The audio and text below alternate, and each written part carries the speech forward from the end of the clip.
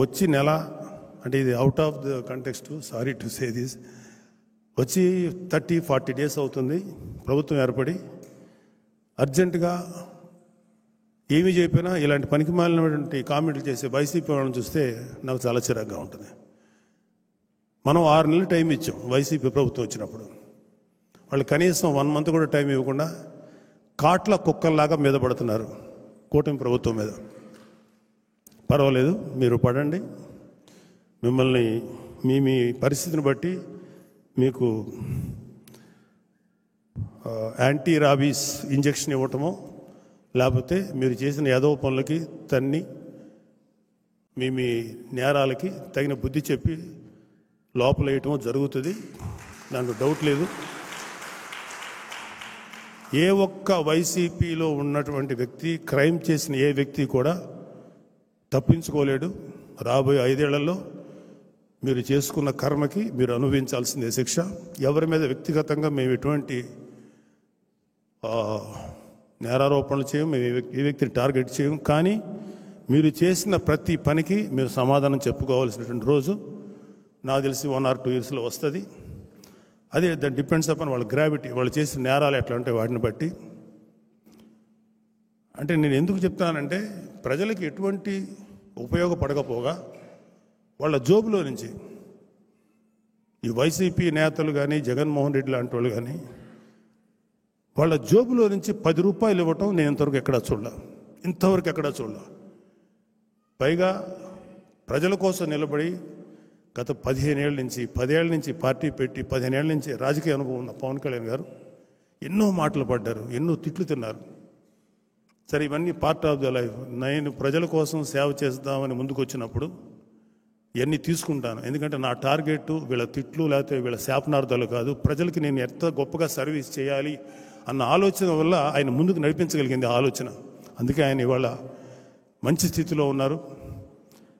డెఫినెట్గా రాబోయే ఈ 5 సంవత్సరాలు ఆంధ్రప్రదేశ్ ఒక గోల్డెన్ ఏజ్ చూస్తుంది. దయచేసి ఎవరైతే ఇక్కడ ఉన్నవాళ్ళు, మీరు కానీ ఎవరైనా సరే జస్ట్ కొంచెం ఓపిక పట్టండి, అన్నీ సక్రమంగా జరుగుతాయి. మాకు కళ్ళారా మేము ఎంతో, అంటే మన ఎలక్షన్స్కి వెళ్ళినప్పుడు ఎన్నో దుర్మార్గాలు చూసాం. సాక్షాత్తు సీఎం స్థానంలో ఉన్నటువంటి జగన్మోహన్ రెడ్డి చెప్పినంత అబద్ధాలు, అంటే ఒక అబద్ధం చెప్పితే అతికినట్టుండాలి, అంత గొప్పగా చెప్పగలడు ఆయన. అబద్ధాలు చెప్పటంలో ఆయన డాక్టరేట్ పొందాడు. పచ్చి అబద్ధాలు. రైతులు దారుణంగా ఆత్మహత్యలు చేసుకుని, కౌలు రైతులు చనిపోతే మేము ప్రత్యక్షంగా తిరిగాం. ఆ కుటుంబాలు ఎంత దారుణమైన పరిస్థితుల్లో మేము చూసాం. ఒక్క రైతు కూడా సూసైడ్ చేసి చచ్చిపోలేదని పవిత్రమైన అసెంబ్లీ సాక్షిగా మాట్లాడినటువంటి దుర్మార్గమైనటువంటి సీఎం జగన్మోహన్ రెడ్డి గారు.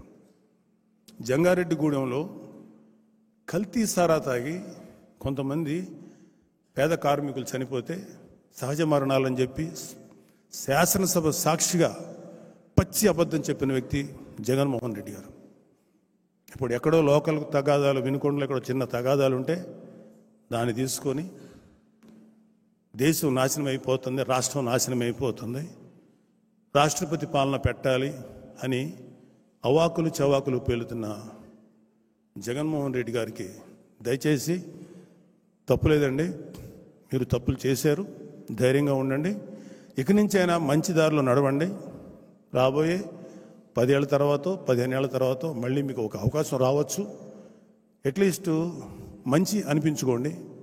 ఇంకా నీచమైనటువంటిగా దిగజారిపోయండి. జనాలు ఇంతకంటే సినిమాలో డైలాగ్, ఇంతకంటే దిగజారు అనుకున్న ప్రతిసారి ఇంకా దిగజారిపోతున్నాను, నా ఎక్స్పెక్టేషన్ చంపేస్తున్నాను అంటారు.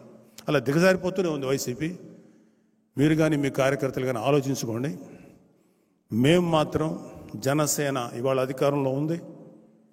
అధికారంలో ఉన్నప్పుడు ఒక మాట, లేనప్పుడు ఒక మాట చెప్పే వ్యక్తి కాదు మన నాయకుడు. ఎప్పుడు కూడా ప్రజలకు అండగా, ప్రజలకి సపోర్ట్గా ఉంటారు, మీ అందరికీ వెన్నుదన్నుగా ఉంటారు. సో ఈరోజు ఈ కార్యక్రమంలో ఇది అవుట్ ఆఫ్ కంటెక్స్ట్ అయినా ఎందుకో మీతో షేర్ చేసుకోవాలనిపించింది.